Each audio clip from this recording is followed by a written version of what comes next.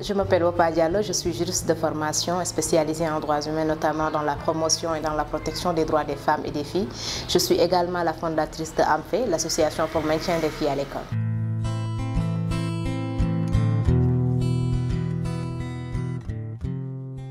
Bon, comme son nom l'indique, l'association travaille surtout sur le maintien des filles à l'école, mais également à les offrir un cadre sûr et bienveillant, une éducation de qualité, une école où elles n'auront pas peur de se faire violenter, de se faire violer, d'être agressées, d'être minimisées ou d'être discriminées selon leur sexe.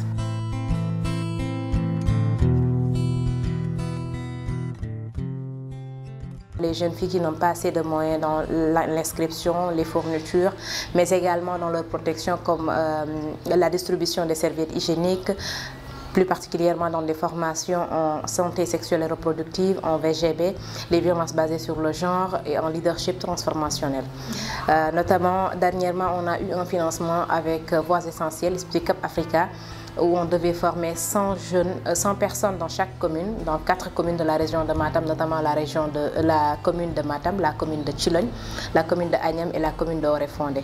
400 personnes officiellement ont été formées dans ces 4 communes sur les SSR et sur les violences basées sur le genre. L'association existe plus particulièrement dans la région de Matam, où nous savons que ces causes des mariages précoces, mariages d'enfants, grossesses précoces existent le plus dans cette région-là. Donc nous faisons, et d'ailleurs l'association est née de cette cause-là, puisqu'il y avait une des nôtres qui s'était mariée à l'âge de 15 ans, et au lendemain de ce mariage, nous avons créé cette association, et depuis lors, nous sensibilisons les parents, nous sensibilisons les élèves eux-mêmes, nous sensibilisons les relais communautaires, les badjanougor, les parents d'élèves. Nous sensibilisons tout le monde pour ce qui est des mariages d'enfants, pour ce qui est des grossesses précoces, et c'est dans ce cadre-là, par exemple, qu'on a tenu cette formation sur la santé de la reproduction.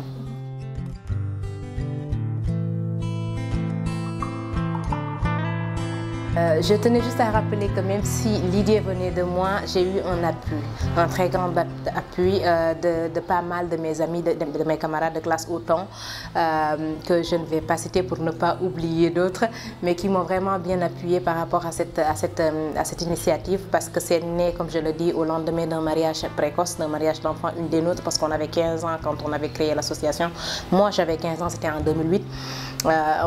C'était au lendemain de ce mariage précoce, c'était au lendemain de cette douleur d'être séparée avec une collègue, avec une camarade de classe très brillante d'ailleurs, qui était en seconde S, et on s'est dit que désormais, plus jamais ça, qu'on a le droit de continuer nos études, qu'on a le droit de devenir quelqu'un et qu'on a le droit de s'affirmer, de s'imposer et de profiter et de faire profiter nos potentiels à notre pays et à notre nation.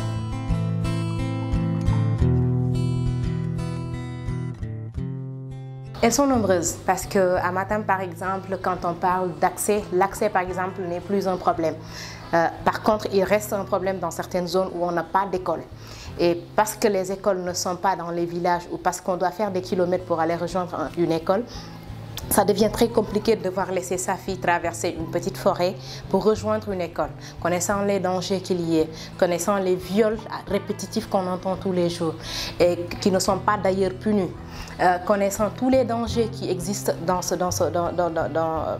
par rapport à cet espace-là pour aller rejoindre l'école. Ça déjà c'est une contrainte. L'autre contrainte c'est la pauvreté, le manque d'infrastructures. Les gens sont pauvres parce que quand on n'a pas par exemple de robinet, ici on ouvre le robinet, on a l'eau à flot. Là-bas on est obligé de parcourir des kilomètres pour avoir un seau d'eau, pour avoir de l'eau potable. Donc il y a la pauvreté, il y a le manque d'infrastructures qui est là. Donc tout cela sont des contraintes.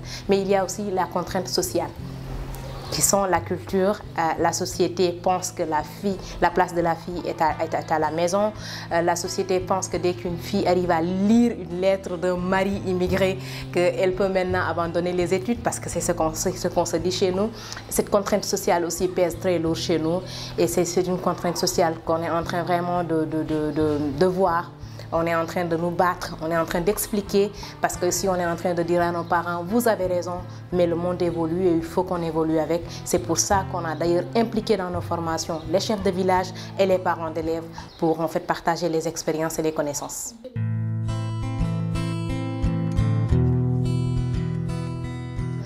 On a eu à faire une journée modèle, comme vous le dites, et ça s'est passé en 2009, une année juste après la création, où on a déplacé le professeur Amsatou Sow Sidibé, vous savez, qui a été l'une des premières femmes à être agrégée en droit en Afrique.